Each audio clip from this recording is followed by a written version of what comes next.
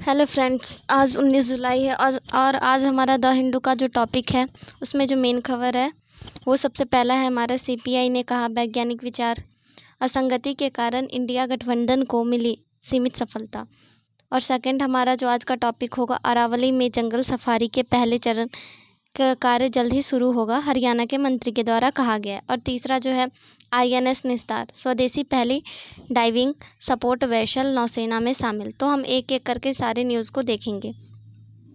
तो सबसे पहले हम देखते हैं जो हमारा सबसे पहला न्यूज़ वो क्या कह रहा है। तो इसमें जो है भारतीय कम्युनिस्ट पार्टी ने हाल ही में एक समीक्षा के बैठक के दौरान विपक्षीय गठबंधन में कहा है कि ये इसकी जो सीमित सफलता मिलती है शायद इसलिए कि गठबंधन में शामिल दलों के बीच वैचारिक असंगति होती है। तो उनका मानना है कि ये जो गठबंधन के बीच में और ये जो दिया गया है वो डॉक्टर राजा ने के द्वारा ये बयान दिया गया है। तो इसी के बारे में हम पहले देखेंगे। तो इन्होंने क्या कहा है, सीपीआई ने यह भी कहा है कि गठबंधन को प्रभावशाली बनाने के लिए जरूरी है कि सभी घटक दल एक स्पष्ट वैचारिक दृष्टिकोण अपनाएं और जनता से जुड़ने की रणनीति पर फिर से विचार करें और साथ ही पार्टी के गठबंधन की भविष्य की रणनीति में सुधार और तालमेल की आवश्यकता पर जोर दें। और ये जो है भारतीय कम्युनिस्ट पार्टी के द्वारा 21 से 25 में होने वाली जो गठबंधन है जो कांग्रेस के द्वारा उनकी होने वाली है, तो इससे पहले उनके द्वारा राजनीति प्रस्ताव में मोसेदे के द्वारा कहा गया है कि भारतीय ब्लॉक में वैचारिक सामंजस्य का बुनियादी अभाव है, जिसमें कई पार्टियां स्वायत्त रूप से एक दूसरे के साथ प्रतिस्पर्धा का काम कर रही है, जिससे सामूहिक ताकत में कमजोरी हो रही है और इसी से प्रदान की जा सकती है, क्योंकि कहीं ना कहीं इन सब के बीच में एक प्रतिस्पर्धा होती है, जिससे जो उनके बीच में जो ताकत होती है वो कहीं ना कहीं आपस में बिखर जाती है और इसी प्रकार से इससे जो है इसमें सीमित सफलता मिलती है, क्योंकि हर कोई यही चाहता है कि हमें ज़्यादा सीट मिले तो हम ज़्यादा सत्ता में आए, और इसी वजह से कहीं ना कहीं उनमें वैचारिक मतभेद आता है। अब इसकी जो मुख्य बात है सीपीआई की समीक्षा रिपोर्ट, उन्होंने जो समीक्षा की उसमें क्या कहा है। तो सीपीआई की राष्ट्रीय कार्यकारिणी की बैठक के बाद जारी किया गया है वह बयान कहा है कि गठबंधन के अंदर नीतियां कार्यक्रमों को लेकर एक रूपता नहीं होती है और कई दल चुनावी समीकरण के आधार पर ही एकजुट होते हैं, लेकिन कार्य विचारधारा और कार्यक्रम के स्पष्ट समन्वय की भी कमी होती है। अब संगठनात्मक इसमें कमजोरी क्या है, तो सीपीआई का मानना यह भी है कि खुद पार्टी और वाम दलों के संगठनात्मक ताकत जन संपर्क में भी कमी है, जिससे जनता के बीच अपेक्षित प्रभाव है।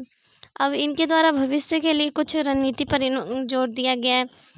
अब ये सारी जो इनकी पृष्ठभूमि है वो 2024 के आम चुनाव में इंडिया गठबंधन को अपेक्षित सफलता नहीं मिली और भाजपा के नेतृत्व में वाले एनडीए को बहुमत मिली, जबकि इंडिया गठबंधन कुछ राज्यों में अच्छा प्रदर्शन करने के बावजूद भी केंद्र में सत्ता हासिल नहीं कर पाई। इनका मानना है कि जो 2024 का जो चुनाव का परिणाम आया है उसमें इंडिया गठबंधन को बहुत ही ज़्यादा सफलता नहीं मिल पाई है और इंडिया गठबंधन कुछ राज्यों में अच्छा प्रदर्शन, क्योंकि उन्होंने बहुत सारे ऐसे राज्य हैं जहाँ पे अच्छा प्रदर्शन किया, उसके बाद भी इनकी सरकार केंद्र में नहीं आ पाई है।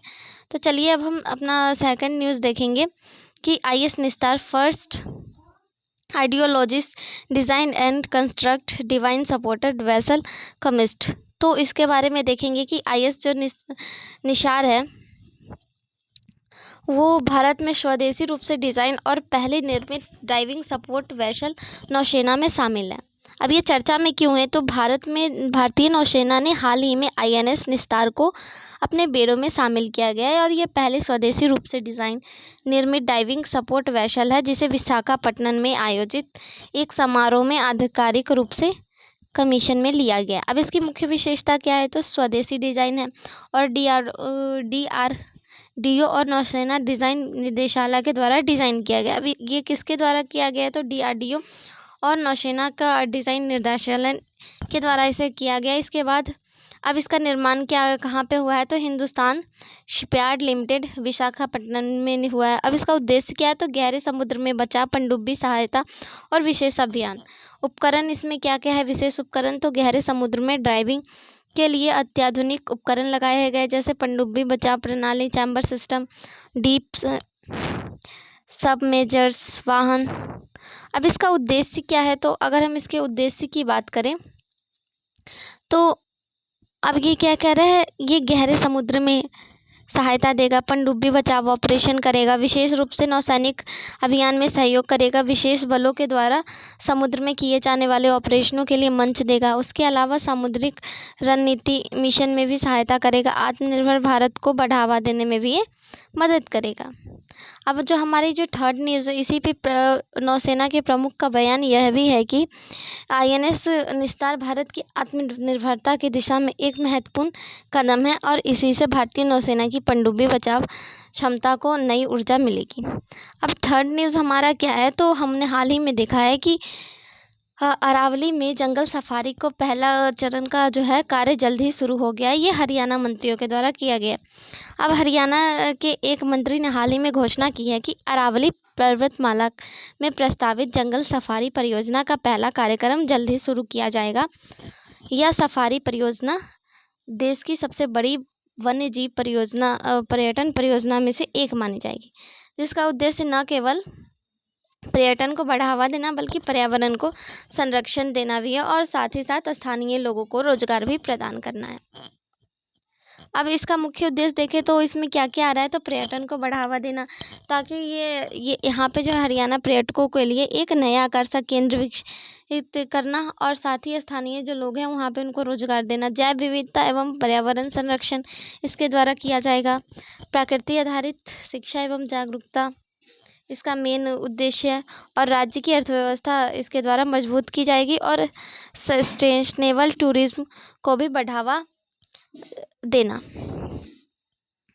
अब इसके साथ अगर हम इसकी मुख्य बिंदु पर बात करें तो जंगल सफारी का पहला चरण शुरू हो गया और अरावली की जैव विविधता और पारिस्थितिक को ध्यान में रखते हुए ये परियोजना विकसित की गई है। पर्यावरण मंत्रालय ने इसे अनापत्ति प्रमाण पत्र प्राप्त करने की प्रक्रिया में प्रगति पर की है और इसके साथ ही परियोजना से स्थानीय लोगों को रोजगार का अवसर भी मिलेगा और पर्यटकों के लिए यह एक एडवेंचर और शिक्षा दोनों का केंद्र बनेगी यह सफारी। इसी के साथ ही थैंक यू।